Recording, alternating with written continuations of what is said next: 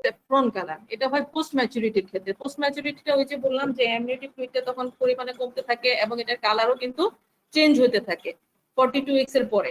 তখন কালারটার আগের মধ্যে সেই টার্বিড বা একটু ক্লিয়ার কালার থাকে না, সেটাও চেঞ্জ হয়ে যায়, স্যাফরন কালার হয়ে যায়, একটু মাস্টার্ড ইয়েলো টাইপের কালার হয়ে যায়। আচ্ছা, ডার্ক কালার হচ্ছে এটা একটু মানে ব্ল্যাকিশ কালার হবে। এখানে কেন হয়? In case of concealed accidental haemorrhage. আচ্ছা, এটা কি জিনিস কনসিলড অ্যাক্সিডেন্টাল হেমোরেজ? আচ্ছা, যদি লেবার শুরু হওয়ার আগেই দেখা যায় যে মানে প্রসব ব্যথা শুরু হওয়ার আগেই যদি তার প্লাসেন্টা যেটা গর্ভফুল যেটা সেটা যদি আলাদা হয়ে যায়, সেক্ষেত্রে কি হয়? ব্লিডিং শুরু হয়ে যায়। তখন কিন্তু এই ব্লিডিংটা আস্তে আস্তে অ্যামনিওটিক ফ্লুইডে চলে আসতে পারে এবং এটা ডার্ক কালার হয়ে যায়, কালো হয়ে যায়।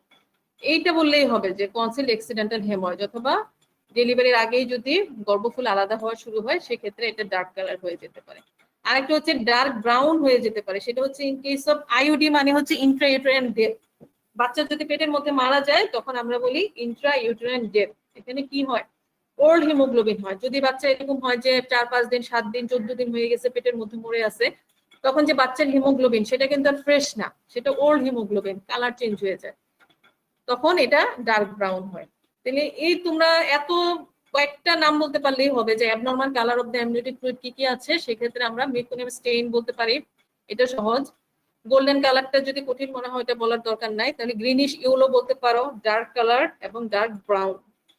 তাহলে ডার্ক কালার পাওয়া যাবে অ্যাক্সিডেন্টাল হেমোরেজের ক্ষেত্রে, আর ডার্ক ব্রাউন পাওয়া যাবে যদি আইইউডি মানে হচ্ছে intrauterine death due to old হিমোগ্লোবিনের জন্য, এটা ডার্ক ব্রাউন কালার দেখা যায়।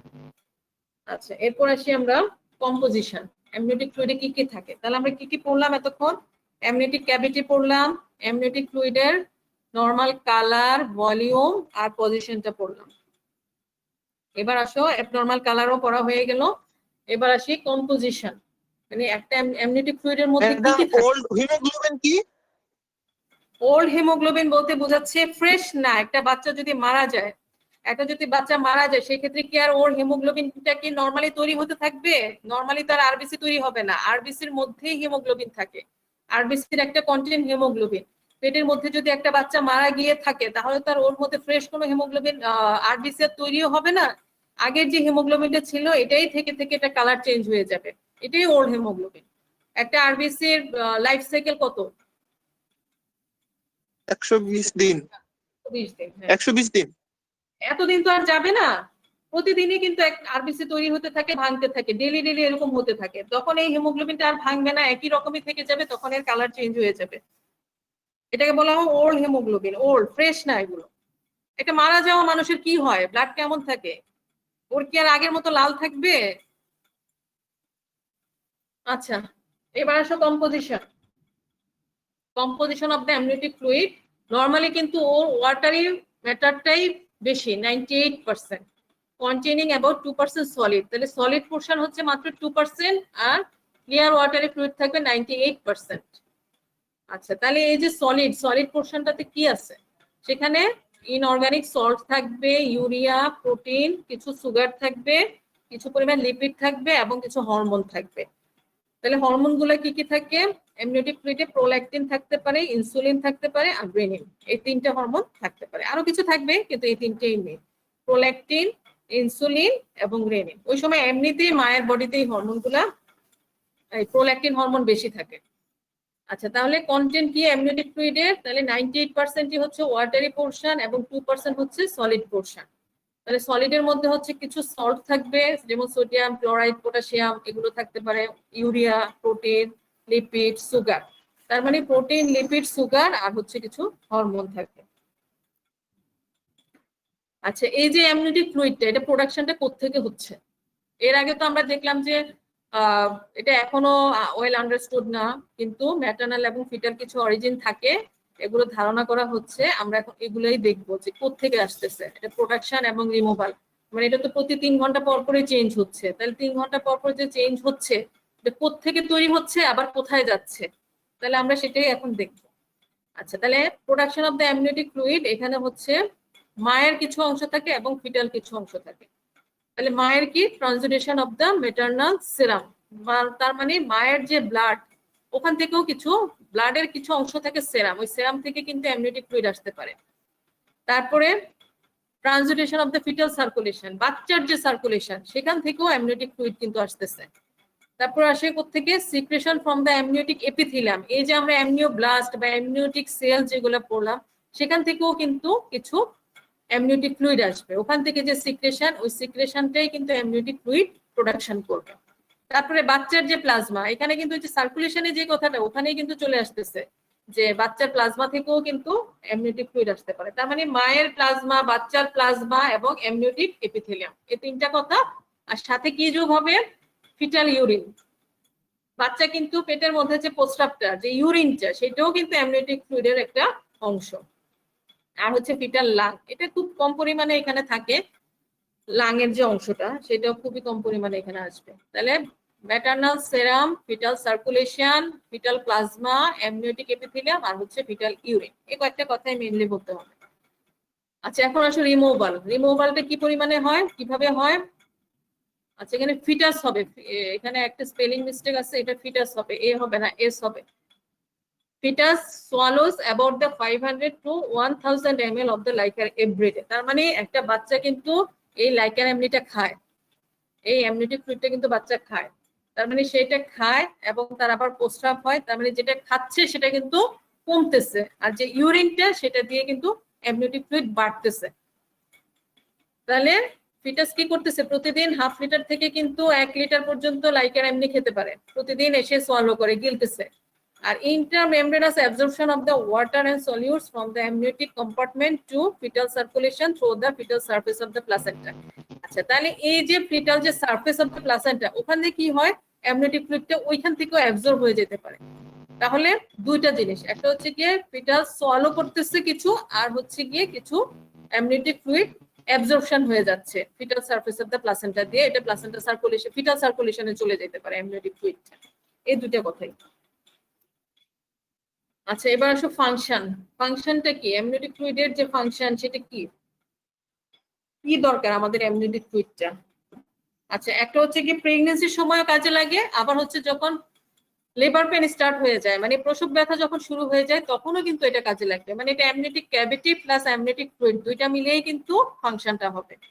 তাহলে প্রেগন্যান্সির সময় কিভাবে কাজ করবে, ডিউরিং প্রেগন্যান্সি এটা একটা প্রোটেক্টিভ কুশন হিসেবে কাজ করবে এগেইনস্ট দ্য শক এবং প্রেসার। এখানে অ্যামনিওটিক ক্যাভিটির মধ্যে বাচ্চাটা কি হয়, ভেসে থাকে, অ্যামনিওটিক ফ্লুইডের মধ্যে ভেসে থাকে, তাহলে এই ফ্লুইডটা কিন্তু ওকে একটা এক্সট্রা সাপোর্ট দিচ্ছে বডিতে। তাহলে বাইরে থেকে কোনো একটা প্রেসার অথবা কোনো ইনজুরি অথবা কোনো ধরনের প্রেসার যদি আসেও এখানে, তাহলে কিন্তু বাচ্চা প্রোটেক্টেড থাকতেছে ডিউ টু অ্যামনিওটিক ফ্লুইড। এটা একটা প্রোটেক্টিভ কুশন হিসেবে কাজ করবে এই অ্যামনিওটিক ক্যাভিটিটা। আচ্ছা, prevents adherence of the embryo to amnion, তাহলে এমনিয়ন হচ্ছে গিয়ে এটা যে প্লাসেন্টা বা অ্যামনিওটিক যে মেমব্রেনটা, বাচ্চাটা কিন্তু সরাসরি ওটার মধ্যে গিয়ে লেগে থাকে না, কারণ কি মাঝখানে ব্যারিয়ার হিসেবে অ্যামনিওটিক ফ্লুইড থাকতেছে। তাহলে বাচ্চা ফ্রিলি মুভ করতে পারবে এটার মধ্যে, ও কিন্তু অন্য কোনো স্ট্রাকচারের সাথে তার অ্যাটাচমেন্ট থাকবে না। তাহলে অ্যালাউ দ্য ফিটাল মুভমেন্ট, যেহেতু এই এমব্রায়োটা অ্যামনিওটিক ফ্লুইডের জন্য সে ফিটাল মেমব্রেনের সাথে গিয়ে অ্যাটাচ হচ্ছে না, সেজন্য সে ফ্রিলি মুভ করতে পারে পেটের মধ্যে। বাচ্চা কিন্তু কন্টিনিউয়াস মুভ করে, ও কিন্তু এক জায়গায় বসে থাকে না। তারপরে maintains a uniform pressure for proper growth এবং ডিফারেন্সিয়েশন। এই যে অ্যামনিওটিক ফ্লুইডটা, এটার কিন্তু একটা প্রেসার থাকে, যেহেতু একটা ফ্লুইড ও কিন্তু একটা প্রেসার নেয়, তাহলে ও কিন্তু একটা সবসময় একটা সাস্টেন প্রেসার মেনটেন করতেছে, যে প্রেসারের মধ্যে থেকে বাচ্চাটা ঠিকমতো গ্রো করতে পারতেছে, বড় হচ্ছে এবং ডিফারেন্সিয়েটেড হচ্ছে। আর হচ্ছে গিয়ে টেম্পারেচার মেনটেন করে, এটা কিন্তু ফ্লুইডটা গরম থাকে, তাহলে ও একটা নির্দিষ্ট টেম্পারেচার বাচ্চার বডিকে দিচ্ছে, তাহলে বাচ্চা গরম থাকতেছে এটার মধ্যে। তাহলে প্রেগন্যান্সির সময় সে এই কাজগুলো করে। তাহলে কি কি কাজ করে, একটা একটা প্রোটেক্টিভ কুশন হিসেবে কাজ করতেছে, তারপরে ফ্রি মুভমেন্ট সে অ্যালাউ করতেছে, এটা অ্যামনিয়নের সাথে গায়ে গিয়ে লাগতেছে না, তারপর ওর গ্রোথ এবং ডিফারেন্সিয়েশনে হেল্প করতেছে, প্লাস ও একটা টেম্পারেচার মেনটেন করতেছে। এই 4-5টা কাজ বললেই হবে। আচ্ছা, আরো দুইটা কাজ আছে, ফাংশন আছে, সেটা তোমরা যদি বলতে পারো ভালো। যেমন কি, from the 5th month of the fetus swallow the amniotic fluid, thus monitoring the amount of it, GIT functioning can be confirmed. আচ্ছা, এখন দেখো, একটু আগে আমরা বলেছিলাম যে কিভাবে অ্যামনিওটিক ফ্লুইড রিমুভ হয়, সেটা হচ্ছে 500 থেকে 1000 ml ফ্লুইড কিন্তু বাচ্চা সোয়ালো করে প্রতিদিন। তাহলে যে বাচ্চা সোয়ালো করতে পারতেছে তার মানে কি বোঝা যায় যে তার জিআইটি ফাংশন ইনট্যাক্ট, মানে জিআইটি ফাংশন বলতে গ্যাস্ট্রোইন্টেস্টাইনাল ট্র্যাক্ট বোঝাচ্ছে। গ্যাস্ট্রোইন্টেস্টাইনাল ট্র্যাক্ট তার মানে তার স্টোমাক ভালো আছে, তার ইসোফেগাস ভালো আছে, তার ইন্টেস্টাইন ভালো আছে, সবকিছু ভালো আছে। তাহলে আমরা এই বাচ্চার এই সোয়ালোইং এফেক্টটা দেখে কিন্তু আমরা বুঝতে পারি যে বাচ্চার গ্যাস্ট্রোইন্টেস্টাইনাল ট্র্যাক্টটা ফাংশনিং, এটা বোঝা যায়। যদি আমরা একটা বাচ্চার অ্যানোমেলি অথবা বাচ্চার কোনো জন্মগত ত্রুটি আছে কিনা দেখার জন্য কিন্তু আমরা এই জিনিসটা মনিটর করতে পারি, এটা দেখেও কিন্তু আমরা বুঝতে পারি। আরেকটা কি, fetal urine is added to the amniotic fluid from the 4th month onward. তার মানে 4 মাস পর থেকে কিন্তু যে ফিটাসের যে ইউরিনটা সেটা কিন্তু অ্যামনিওটিক ফ্লুইডে এসে অ্যাড হচ্ছে। Thus monitoring the amount of it functioning of the kidney can be confirmed. তাহলে আমরা এটা দিয়ে কিডনি ফাংশনটাও দেখে ফেলতে পারলাম। যদি বাচ্চার কিডনি না থাকে তাহলে কি ফিটাল ইউরিন ফর্মেশন হবে? হবে না। তাহলে অ্যামনিওটিক ফ্লুইডের পরিমাণটাও তখন কম থাকবে। ফিটাল ইউরিন দিয়ে যে পরিমাণটা বাড়তো সেটা আর হবে না, তখন কিন্তু অ্যামনিওটিক ফ্লুইডের পরিমাণ কম থাকবে। তাহলে আমরা দুইটা ফাংশন দেখতে পারি, একটা হচ্ছে গ্যাস্ট্রোইন্টেস্টাইনাল ট্র্যাক্টের ফাংশনটাও দেখতে পারি, আর একটা হচ্ছে কিডনি ফাংশনটাও দেখতে পারি। দুইটা ফাংশন আমরা দেখতে পারি এই অ্যামনিওটিক ফ্লুইডটা দেখে। আচ্ছা, এবার আসো ডিউরিং লেবার, প্রসব ব্যথা যখন উঠে যায় তখন কি কাজ করতেছে অ্যামনিওটিক ফ্লুইড দিয়ে আমরা কি বুঝতে পারি, বা এই ক্যাভিটিটাই বা কি কাজে লাগবে আমাদের তখন। আচ্ছা, during child birth the amniotic sac forms a hydrostatic wedge and helps to dilate the cervical canal. আচ্ছা, এটা কি হয়? এখানে কিন্তু এটা একটা বালিশের মতো। এই অ্যামনিওটিক ক্যাভিটিটা কিন্তু যখন এই লেবার পেন স্টার্ট হয় তখন কিন্তু ইউটেরাস বা জরায়ুর যে মুখ, সার্ভিক্স বলা হয়, সেটা কিন্তু আস্তে আস্তে ওপেন হইতে থাকে। যখনই খুলে, মুখটা খুলে যায় তখনই কি হয়, প্রথমে কি আসবে, এই অ্যামনিওটিক ক্যাভিটিটাই আসতে পারে। এটা একটা ব্যাগ অফ ওয়াটারের মতো করে কিন্তু আসবে। যখন সার্ভিক্সের মুখের মধ্যে ব্যাগ অফ ওয়াটারটা এসে অ্যাটাচ হয় তখনই কিন্তু এটা সার্ভিক্যাল ক্যানেলটাকে আরো খুলতে হেল্প করে, এটা আর একটা ডাইলেটর হিসেবে কাজ করে এখানে। তাহলে কি হয়, যখন ডিউরিং চাইল্ড বার্থ এই অ্যামনিওটিক স্যাকটা, মানে অ্যামনিওটিক স্যাক বলতে অ্যামনিওটিক ক্যাভিটিটাই যখন ব্যাগ অফ ওয়াটার ফর্ম করে সামনের দিকে আগায় তখনই কিন্তু সার্ভাইকাল ক্যানেলটা খুলে যায় এবং লেবার প্রসেসটা আরো বেশি প্রোগ্রেস হইতে থাকে এবং এটা সার্ভাইকাল ক্যানেলটাকে ডাইলেট করতে থাকে। শুরুতে 1 আঙ্গুল, তারপর 2 আঙ্গুল, 3 আঙ্গুল, এরকম লাস্টলি 10 সেন্টিমিটার পর্যন্ত সে ডাইলেট করতে পারে। তাহলে কি, এটা একটা হেল্প করতেছে। আরেকটা হচ্ছে ডিউরিং ইউটেরাইন কন্ট্রাকশন, কন্ট্রাকশন মানে সংকোচন। তাহলে যখন লেবার প্রসেস স্টার্ট হয়ে যায় তখন কিন্তু জরায়ু অনেক বেশি সংকুচিত হয়, আবার প্রসারিত হয়, আবার সংকুচিত হয়, আবার প্রসারিত হয়। এই যে সংকোচনটা হচ্ছে এটা কি করতেছে, এটা তখন প্লাসেন্টাল যে সার্কুলেশনটা, যখন জরায়ুটা সংকুচিত হয় তখন কিন্তু প্লাসেন্টাল সার্কুলেশনটা অফ হয়ে যেতে পারে, আর অফ হয়ে গেলে কিন্তু বাচ্চা খারাপ হয়ে যেতে পারে। তাহলে এই সংকোচনের সময়ও যাতে প্লাসেন্টাল সার্কুলেশনটা মেনটেন করে সেজন্য কিন্তু অ্যামনিওটিক ফ্লুইডটা কাজ করতেছে। সে কিন্তু আর এত বেশি কন্ট্রাকশনের জন্য প্লাসেন্টাল সার্কুলেশনটাকে অফ করে দিচ্ছে না। আর আরেকটা কি করতেছে, it guards against the umbilical cord compression. এই সংকোচনের সময় আম্বিলিকাল কর্ডও কম্প্রেশন হইতে দেয় না। কারণ কি, এই যে এটা চারপাশে পানি থাকতেছে, এই পানি যদি তার চারপাশে থাকে তাহলে কিন্তু জরায়ুর যে সংকোচন এটা কিন্তু আম্বিলিকাল কর্ডকে কম্প্রেস করতে পারে না, মানে আম্বিলিকাল কর্ডটাকে চিপসাইতে পারে না। যদি আম্বিলিকাল কর্ড চিপসায় যায় তাহলে কিন্তু বাচ্চা খারাপ হয়ে যাবে। তাহলে এটা ডিউরিং লেবারও কিছু ফাংশন করতেছে, তাই না? তাহলে একটা হচ্ছে গিয়ে during pregnancy and during labour. তাহলে প্রেগন্যান্সিতে সেটা একটা প্রোটেক্টিভ কুশন হিসেবে কাজ করতেছে এগেইনস্ট দ্য শক এবং প্রেসার। তারপরে এটা ফ্রিলি মুভ করাচ্ছে, freely allow the free movement of the foetus. তারপরে এটা মেনটেন দ্য ইউনিফর্ম একটা প্রেসার মেনটেন করতেছে, which for proper growth and differentiation. আর হচ্ছে মেনটেন টেম্পারেচার। আর আমরা হচ্ছে গিয়ে ফিটাসের কিছু ফাংশন দেখতে পারি, অর্গানিক ফাংশন, যেমন হচ্ছে গ্যাস্ট্রোইন্টেস্টাইনাল ট্র্যাক্ট, এটা দেখতে পারি কিভাবে, বাই সোয়ালোইং ফাংশন। আর হচ্ছে kidney function by detection of the foetal urine. আর হচ্ছে ডিউরিং লেবার কি হয়, সেখানে এটা একটা হাইড্রোস্ট্যাটিক ওয়েজ হিসেবে কাজ করতেছে, সে as a dilator of cervical canal. আর হচ্ছে during uterine contraction it maintain fetal circulation and prevents umbilical cord compression. বাস এই দুইটা কথাই। আচ্ছা, এখন আসলে কিছু ক্লিনিক্যাল ইম্পর্টেন্স আছে অ্যামনিওটিক ফ্লুইডের, যেমন কি 1 নাম্বার কথা হচ্ছে nuclear sexing of the fetus in some sex linked disease can be done by amniocentesis. আচ্ছা, এখানে আসলে একটা সহজ কথা বলে দিই, পুরো লাইনটা পড়ার দরকার নাই। এখানে আমরা কি করতে পারি, মাঝে মাঝে আমরা যখন দেখি যে একটা মায়ের আগের বাচ্চা কোনো ধরনের সমস্যা ছিল বা কোনো অ্যানোমেলি নিয়ে জন্মগ্রহণ করছে, তখন কিন্তু আমরা চিন্তা করি যে এই বাচ্চাটাও সেরকম হতে পারে। তখন আমরা কি করি, এই অ্যামনিওটিক ফ্লুইডটাকে কিন্তু আমরা কালেক্ট করি, পেটের মধ্যে দিয়ে আমরা একটা সিরিঞ্জ ঢুকাই অ্যামনিওটিক ফ্লুইডটা নিয়ে আসতে পারি। এই অ্যামনিওটিক ফ্লুইডটা স্টাডি করেও কিন্তু আমরা দেখতে পারি যে এই বাচ্চাটার কোনো ধরনের কোনো সমস্যা আছে কিনা। এটা কিন্তু আমরা সার্ভিক্স দিয়েও নিতে পারি, মানে নিচ দিয়েও নিতে পারি, আবার উপরে আমরা অ্যাবডোমেন দিয়ে মানে পেটের উপর থেকেও আমরা কিন্তু সিরিঞ্জিং এর মাধ্যমে অ্যামনিওটিক ফ্লুইডটা নিতে পারি, যে এখানে বাচ্চার কোনো ধরনের ম্যালফরমেশন আছে কিনা সেটা দেখার জন্য। যদি ম্যালফরমেশন থেকে থাকে তাহলে আমরা এটাকে ডেলিভারি করায় ফেলবো। আর যদি দেখি যে না বাচ্চাটা ভালো আছে, তাহলে কিন্তু আমরা প্রেগনেন্সিটাকে কন্টিনিউ করবো। তাহলে আমরা স্টাডিটা কোথায় করলাম, অ্যামনিওটিক ফ্লুইডে।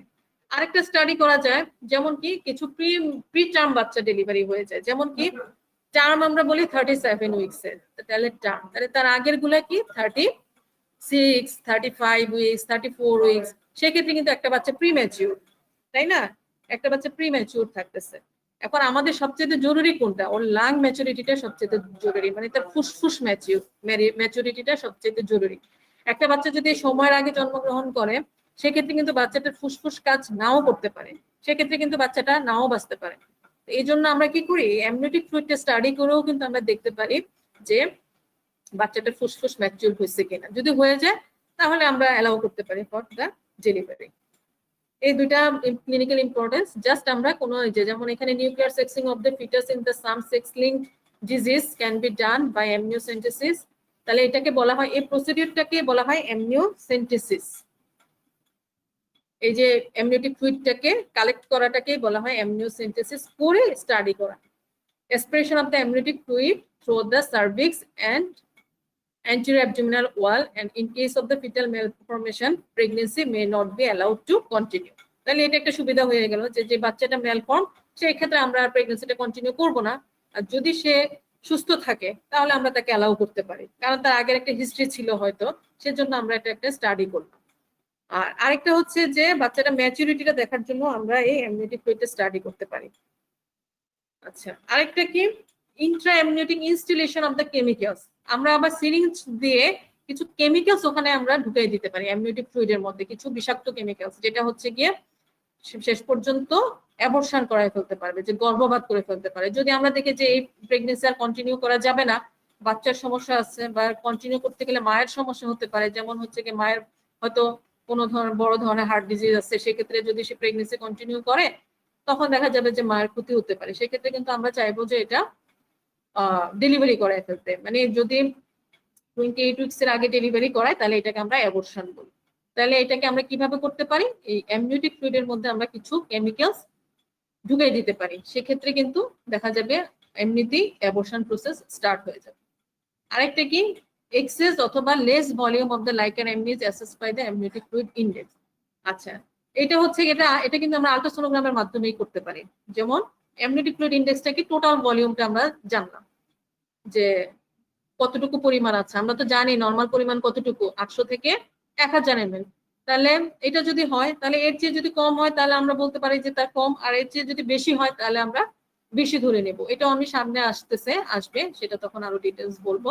ওইটাকে অ্যামনিওটিক ফ্লুইড ইন্ডেক্স বলা হয়। এটা আবার আমরা একটা সাংকেতিক ভাষায় ব্যবহার করি, সেটা হচ্ছে গিয়ে নরমাল হচ্ছে 8 থেকে 25, 8 থেকে 25,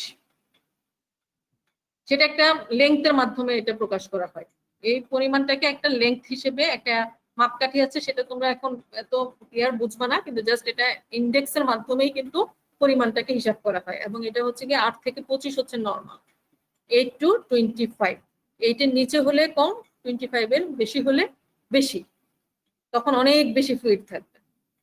আরেকটা কি, rupture of the membrane with drainage of liker is helpful method of the induction of the labour. আচ্ছা, অনেক সময় কি করি আমরা, যাতে লেবার প্রসেসটা একটু তাড়াতাড়ি হয় বা একটু প্রোগ্রেস করে তাড়াতাড়ি, সেজন্য আমরা কিন্তু ওই মেমব্রেনটাকে, অ্যামনিওটিক ক্যাভিটিটাকে ফুটা করে দিই। ফুটা করে দিলে কি হয়, এই লাইকারটা বের হয়ে যায়। তাহলে বের হয়ে গেলে এটাও কিন্তু একটা লেবার প্রসেসটাকে আরো বেশি প্রোগ্রেস করে, তাড়াতাড়ি ডেলিভারি হয়ে যেতে পারে। আচ্ছা, তাহলে এই কয়েকটা কথা সেখানে কি কি আছে, একটা হচ্ছে যে আমরা কি জানতে পারি যে বাচ্চার কোনো ধরনের ম্যালফরমেশন আছে কিনা, আমরা অ্যামনিওটিক ফ্লুইড স্টাডি করে জানতে পারি। বাচ্চার ম্যাচুরিটি জানতে পারি, তারপর আমরা কিছু কেমিক্যাল অ্যামনিওটিক ফ্লুইডের মধ্যে ইনস্টল করে লেবার প্রসেসটাকে অ্যাবর্শনটাকে আমরা স্টার্ট করে দিতে পারি, অ্যামনিওটিক ফ্লুইডের পরিমাণটা জানতে পারি, আর হচ্ছে আমরা অ্যামনিওটিক ক্যাভিটিটাকে রাপচার করলে লেবার প্রসেসটা স্টার্ট হয়ে যাবে। ম্যাডাম এগুলো 8 হচ্ছে, থেকে 25 এটা কিসের পরিমাণ? এটা অ্যামনিওটিক ফ্লুইডের ইনডেক্সের পরিমাণ। এটা তোমরা এখন বুঝবা না, আমরা যখন আলট্রাসোনোগ্রাম করি তখন আমরা ইউটেরাসটাকে 4 ভাগে ভাগ করে ফেলি, 4 ভাগে ইউটেরাসটাকে ভাগ করি, 4টা কোয়াড্রেন্টে ভাগ করি, ভাগ করে প্রতিটা কোয়াড্রেন্টের পরিমাণটাকে একসাথে যোগ করে যেটা পাওয়া যায় সেটাই হচ্ছে অ্যামনিওটিক ফ্লুইড ইনডেক্স। সেটা লেংথ দেখে তারপরে আমরা হিসাব করি, লেংথ নরমাল যে লেংথটা, যে ফ্লুইডের যে লেংথ, এটা তোমরা ছবি এঁকে দেখাতে পারলে ভালো হতো। আচ্ছা, এটাকে আমরা ইনডেক্স বলি। ইনডেক্স দেখে বোঝা যায় যে পরিমাণ কতটুকু আছে, এটা একটা সাংকেতিক ভাষা।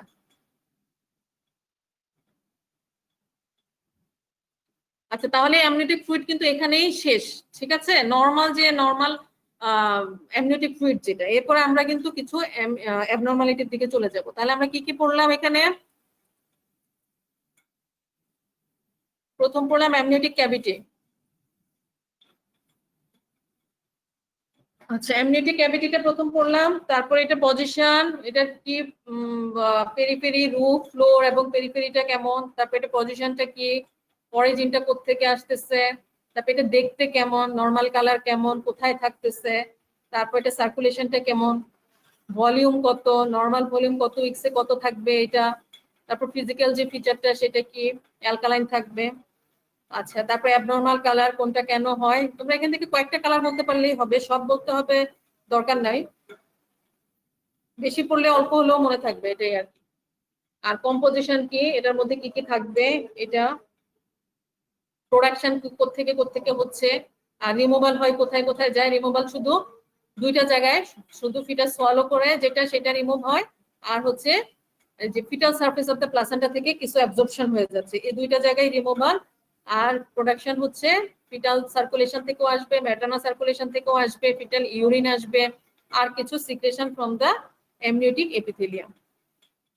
আচ্ছা, তারপর ফাংশনকে আমরা দুইটা ভাগে ভাগ করে ফেলেছি, একটা হচ্ছে ডিউরিং প্রেগন্যান্সিতে কি ফাংশন করতেছে, তারপরে ডিউরিং লেবারে কি ফাংশন করবে, দুইটা কথা।